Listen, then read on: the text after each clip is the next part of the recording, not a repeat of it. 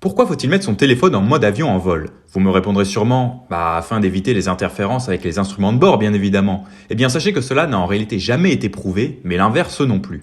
Si en Europe il n'est plus nécessaire de mettre son téléphone en mode avion depuis que l'EASA a déterminé que cela n'avait aucun impact sur la sécurité des vols, les compagnies aériennes restent tout de même maîtres de la politique qu'elles souhaitent appliquer.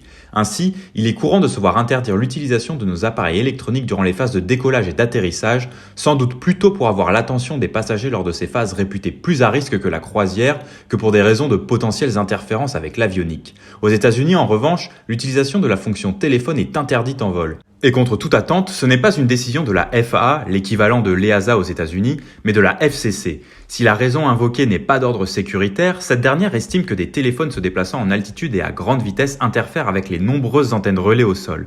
L'Inde, quant à elle, semble avoir trouvé le juste milieu avec une utilisation du réseau téléphonique permise lorsque l'avion vole au-dessus de 3000 mètres d'altitude afin de ne pas trop interférer avec les antennes téléphoniques au sol.